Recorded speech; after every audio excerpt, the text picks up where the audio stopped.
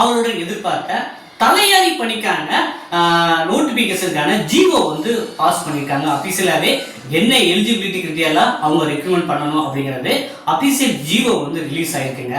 So தலையாரின்னு சொல்லுவாங்க, கிராம உதவியாளர் சொல்லுவாங்க, விஏஓட அசிஸ்டண்டா தான் செயல்படுற மாதிரி இந்த பணி இருக்கும். ஸோ இந்த பணிக்கு வந்து பாத்தீங்கன்னா கல்வி தகுதியா இப்ப 10ஆம் வகுப்பு அப்படின்னு மாத்தி வச்சிருக்காங்க.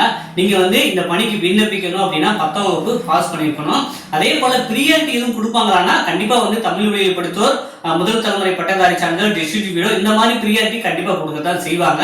சரி, என் நோட்டிபிகேஷன் எப்பங்க வரும் அப்படின்னு நிறைய பேர் எதிர்பார்த்து காத்துக்கிட்டு இருக்கீங்க.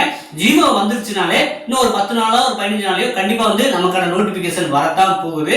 ஸோ இந்த மாத இறுதிக்குள்ளேயே நமக்கான அறிவிப்பு வந்து வெளியாகிறதுக்கு நிறையவே வாய்ப்பு இருக்கு. எவ்வளவு வேகன்சி இருக்கும் அப்படின்னு நிறைய பேர் எதிர்பார்ப்பீங்க.